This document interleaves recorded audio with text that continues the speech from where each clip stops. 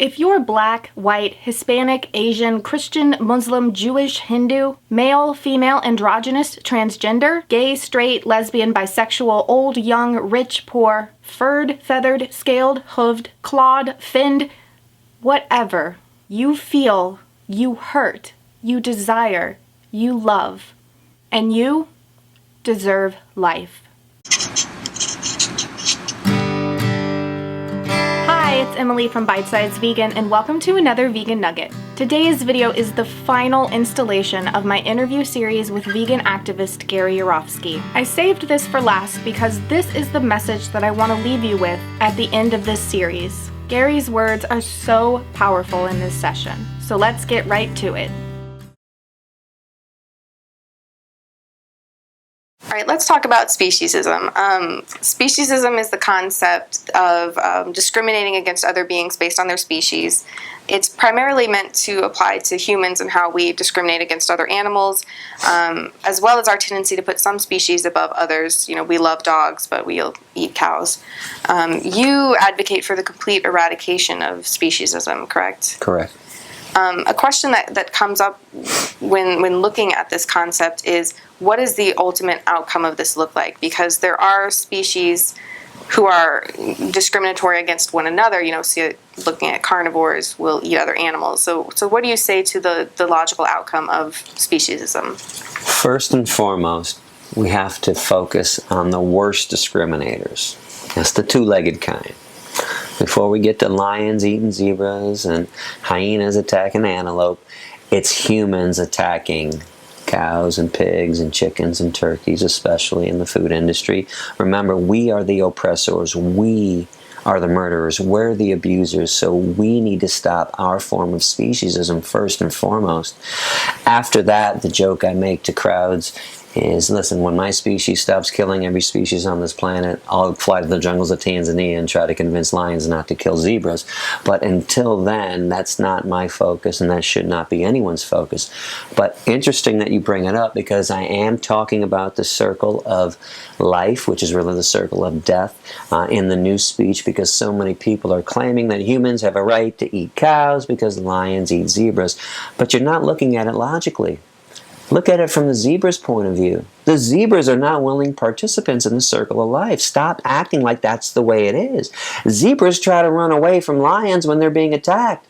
That means they don't want to play along. Think about this too. Every time a bear kills a hiker, we don't turn around and go, hey, he was being part of the circle of life, and tell his folks, well, he just wasn't fit enough to survive.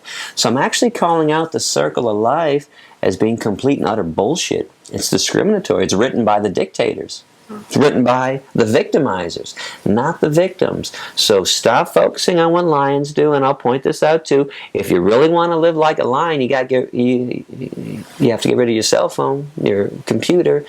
You can't have clothes. You can't have a car. You can't go to school. You can't read books. Can't have air conditioning in the hot Orlando weather. Can't have heat in the cold Michigan winters. So if you want to get naked, go outside and sleep underneath a tree and let bugs and bacteria crawl into your orifices. Be my guest. Actually, you'll have Gary's blessing to be to act like a lion. But since you're not going to do that, you can't base your behavior on lion behavior anyways. Human beings are herbivores. Human beings claim to be compassionate, claim to know better, and then we turn around and do the same horrible things to the animals that we've done to each other that logical people now condemn. What we've done to blacks, what we've done to women, what we do to homosexuals. It is time to eradicate all forms of discrimination once and for all, from speciesism down the line. But let me point this out too.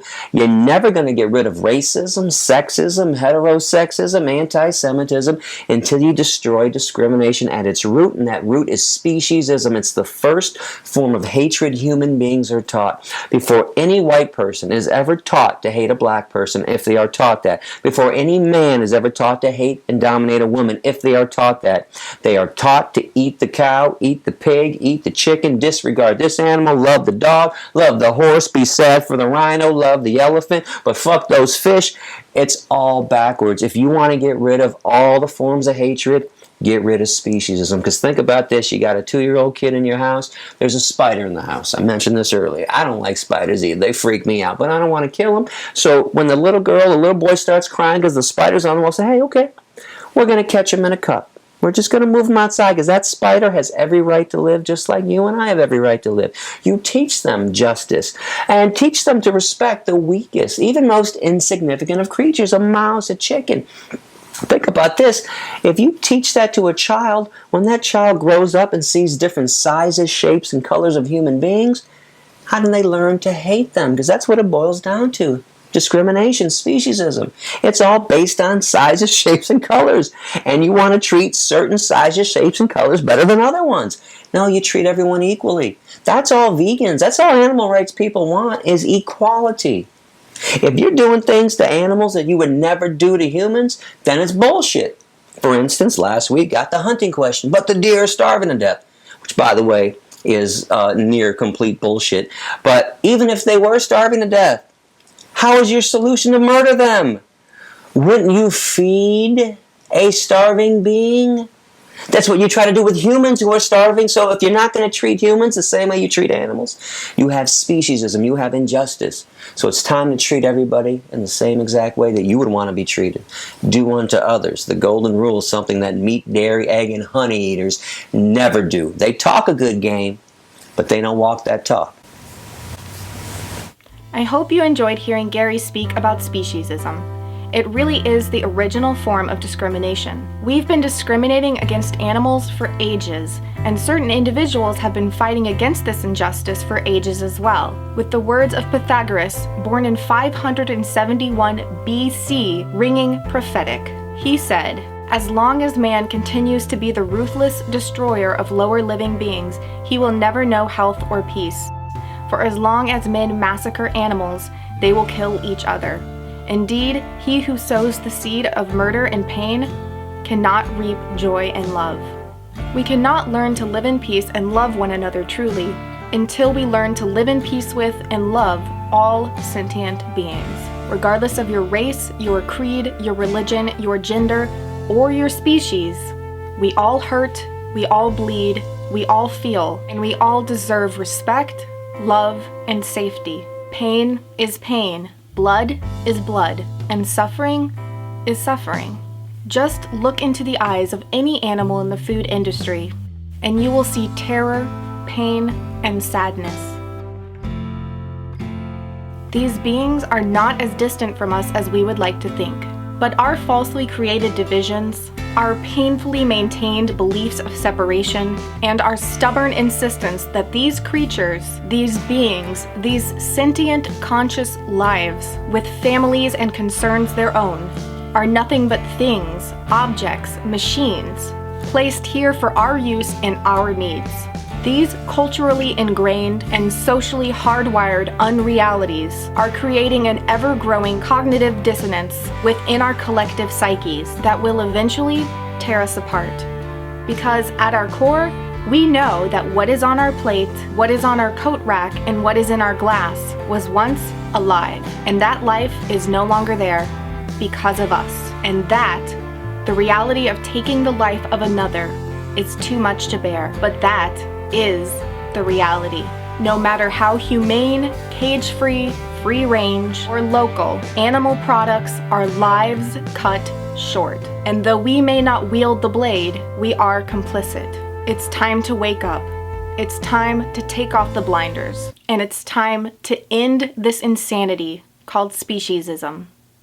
Please share this video around to spread the message far and wide, and give it a big thumbs up if you're ready to take out the greatest form of discrimination on this planet. And to support this message, please consider joining the Nugget Army on Patreon to keep Bite Size Vegan educating. You can click on the logo that's right over there, or on the support link that's in the video description below. Thank you so much for watching this series with Gary. It's been quite a trip. The whole series is available in a playlist on my channel, which is also linked in the video description below. And if you're new here, be sure to hit that big red subscribe button down there for more awesome vegan content every Monday, Wednesday, and some Fridays. I would love to have you in the Bite Size Vegan family. Now go live vegan, crush speciesism, and I'll see you soon. So Gary, I just wanted to thank you so much for giving us some of your time today, and I've also been asked on behalf of many of my viewers to thank you for everything that you do. So I just thank you so much. I love your work, Emily. Keep rocking the world. Let's do that one more time. You pulled away with that. It's kind of like awkward and weird. Alright,